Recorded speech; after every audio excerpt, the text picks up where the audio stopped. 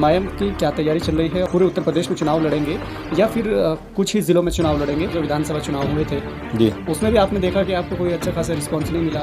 2024 को लेकर के क्या रणनीति है? कितनी सीटें आप लड़ेंगे? कि आपने देखा कि ओवैसी साहब बड़े पैदल जा रहे हैं, तो ये कहा जा रहा है कि आप कहीं ना कहीं गठबंधन को नुकसान पहुंचाने के लिए वहाँ पर जा रहे हैं, और लोगों का क्या विश्वास कैसे बन सकता है कि वो उनको जिताए? तो आखिर क्यों जिताए? क्योंकि इससे तो अच्छा गठबंधन को वोट दे सकते हैं।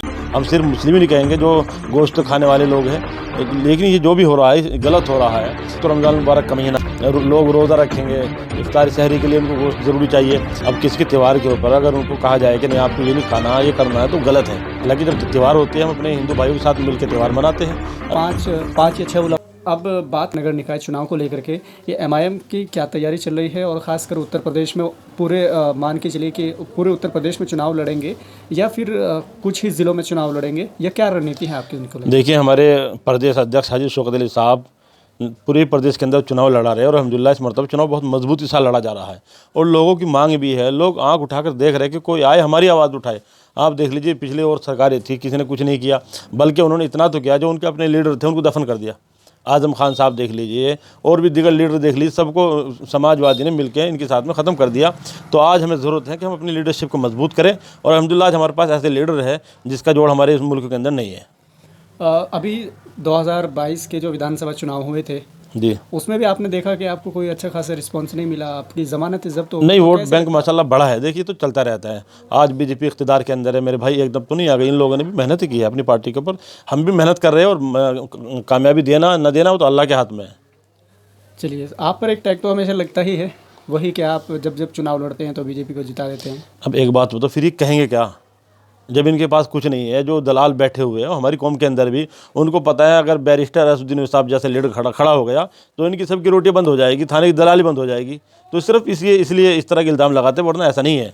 क्या तैयारी है नगर निकाय चुनाव को लेकर के? कितने प्रत्याशी भी आपके साथ चेयरमैन के आ चुके हैं? कितनी आप पूरी लिस्ट बना चुके हैं? कहाँ कहाँ? देखो, इस वक्त मेरे ऊपर जिम्मेदारी जो है मुजफ्फरनगर की है। अल्हम्दुलिल्लाह मुजफ्फरनगर के अंदर बहुत अच्छा माहौल बनना है पार्टी का। एक एक वार्ड से हमारे पास कई सभासद के आवेदन आए हुए हैं, जो लोग सभासद का चुनाव लड़ रहे हैं, और चेयरमैन के भी माशाल्लाह मुजफ्फरनगर से भी आवेदन है, 2-3 आवेदन है। इसी तरह मेरपुर से भी है, और खतौली से भी है, और इंशाल्लाह बुढ़ाने से भी है, और चरथावल से भी। तो इन सभी जगह से हम लोग चुनाव लड़ाएंगे मजबूत के साथ में। 2024 को लेकर के क्या रणनीति है? कितनी सीटें आप लड़ेंगे? कितने प्रत्याशी आप उतारेंगे, और कहाँ कहाँ पे उतारेंगे? देखो, फिलहाल लोगों का जो फोकस है सिर्फ नगर निकाय चुनाव के ऊपर है, और फिर हमारे राष्ट्रीय अध्यक्ष जी और प्रदेश अध्यक्ष जी का जो आदेश होगा, हाँ ये मालूम है हमें कि इंशाल्लाह चुनाव लड़ाएगी पार्टी। अभी ओवैसी साहब सीमांचल में गए थे, और सीमांचल में हमने देखा कि जिस तरीके से राजनीतिक गलियारों में एक तरह से भूचाल सा आ गया है, वहाँ पे हमने देखा कि ओवैसी साहब बड़े पैदल जा रहे हैं।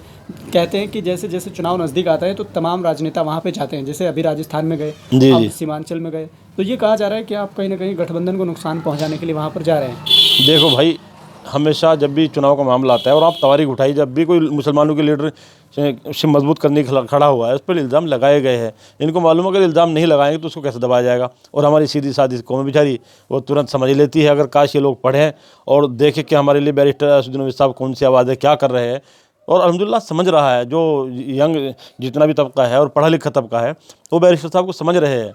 अब बिहार के अंदर भी चंद लोग बौखला गए बैरिस्टर साहब को देखने के बाद, जब उन्होंने देखा कि भाई इतना बड़ा लीडर बिहार के अंदर घुस चुका है और चुनाव करीब है, इंशाल्लाह हम पहले से भी ज़्यादा सीट वहाँ मजबूती के साथ जीतेंगे।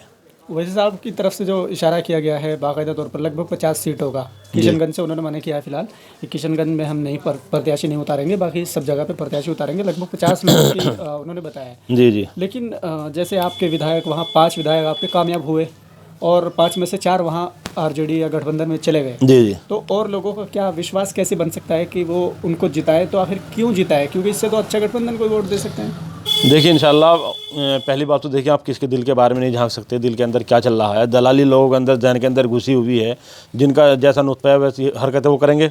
लेकिन इंशाल्लाह पार्टी अच्छी तरह लोगों को तलाश करेगी, और क्या नाम सर्वे किया जाएगा, जो बेहतर होगा उसको चुनाव लड़ाएगी। तो ये थे हमारे साथ एमआईएम ज़िला अध्यक्ष मुजफ्फरनगर से मौलाना इमरान कासमी, जिन्होंने अपनी हर मुद्दे पर बेबाकी से अपनी आवाज़ रखी, अपनी बात रखी।